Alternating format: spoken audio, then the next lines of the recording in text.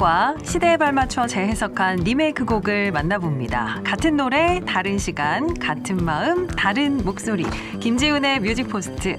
중부대학교 글로벌 K-팝학과 김지훈 교수님 함께합니다. 어서 오세요. 네, 안녕하세요. 자, 오늘은 또 어떤 빛나는 원곡을 네. 가져오셨을까요?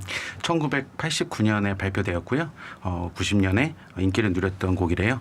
최용준 씨의 아마도 그건을 준비해봤습니다. 아, 최영준 씨. 네.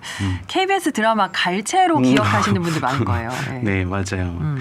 최영준 씨가 뭐 과거에 신촌뮤직 출신의 싱어송라이터인데요.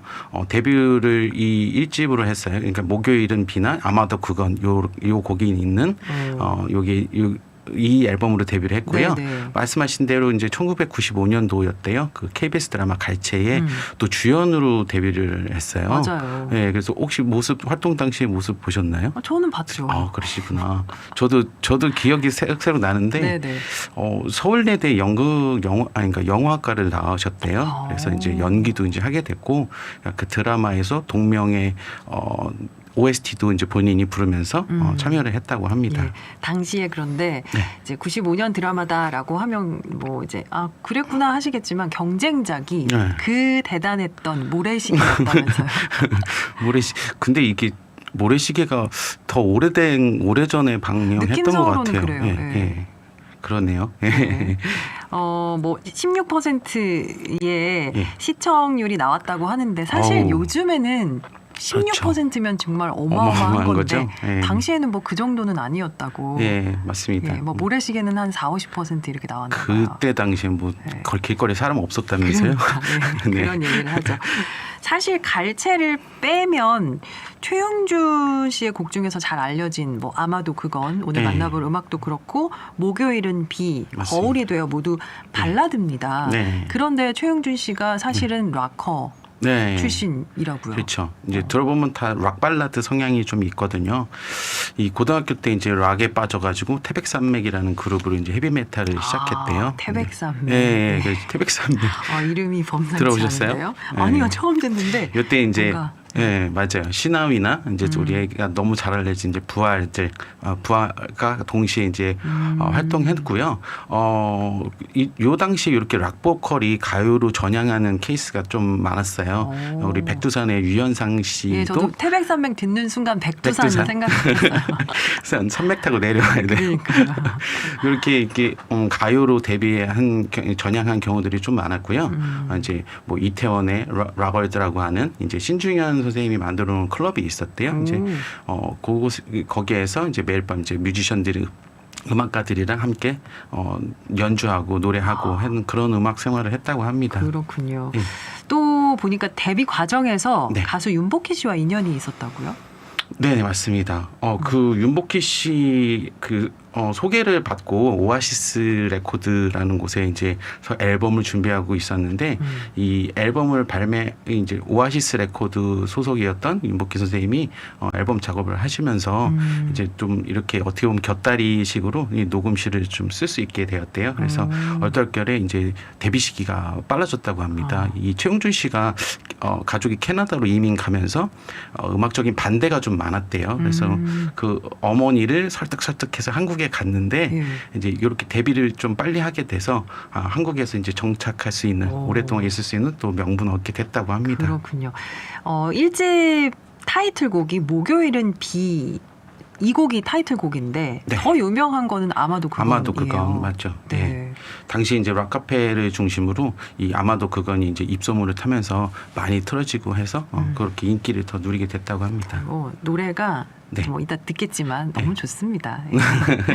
또 하나 더 의외인 게 네. 이제 80년대 후반 90년대생들이 최용준 씨를 알까 싶었는데 잘 안 돼요. 이유가 있죠. 그렇죠. 노래를 이제 잘 재밌더라고요. 알겠죠. 어떻게 네. 보면요. 예, 그 웨딩 피치라는 그 만화 영화가 있었대요. 네. 예.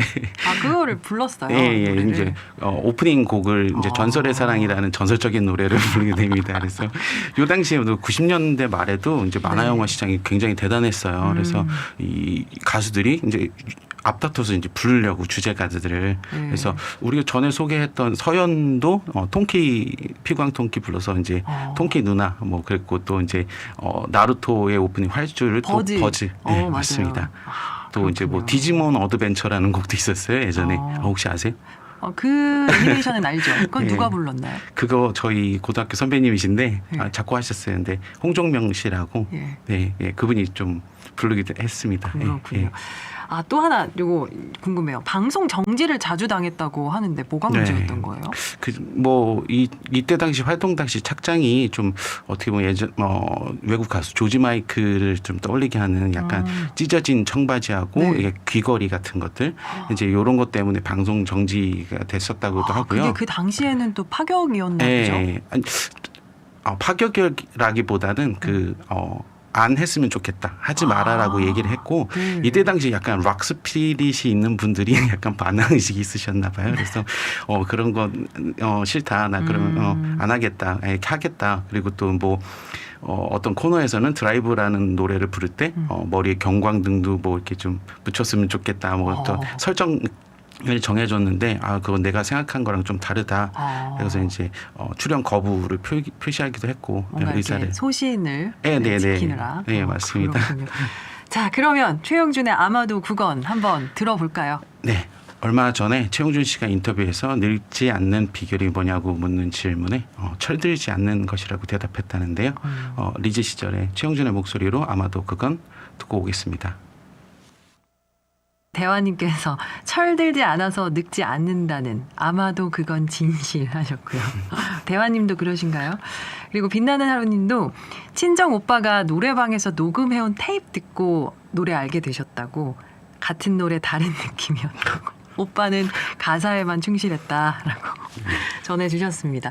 그렇죠? 이거 남자들이 부르기에도 좀 높죠. 네, 굉장히 좀 난이도가 있어요. 그렇죠. 네. 교수님은 소화하실 수 있지만 이제 일반적인 분들은 소화하기 힘든 그렇죠. 네. 예, 그렇습니다. 연습이 필요합니다. 그렇습니다. 네. 그럼에도 불구하고 많은 가수들이 불렀죠. 네, 맞습니다. 뭐 하림 씨도 불렀었고요.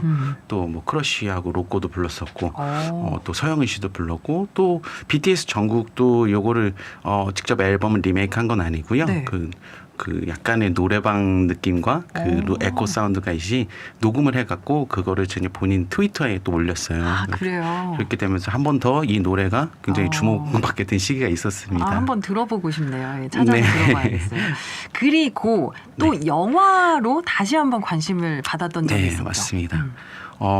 바로 박보영, 차태현, 왕석현 이렇게 출연한 2008년 영화 과속 스캔들에서 800만이 왔대요. 이때 관객이. 당시에 진짜 네. 이 화제가 많이 됐었어요. 굉장히 화제가 많이 네. 됐죠. 그래서 이게 얼마나 유행이 되냐면은 제가 그때 어디 식당을 갔어요. 네. 식당에 갔는데 거기 이제 한쪽에 왕석현 이렇게 써 있는 걸 사인이 도대체 왕석현이 누구지 이렇게 탑스타들만 써놓는 건데 그렇게 되게 초등학생 글씨로 네. 꼭꼭 눌러서 썼는데 알고 보니까 그 극중 인물 이름이 황기동 그래갖고 이제 그 친구의 사인이 있을 정도로 굉장히 유명했던 그런 영화였던 것 같아요. 너무나 네. 귀여웠죠. 네. 영화 안에서. 예. 네, 맞습니다.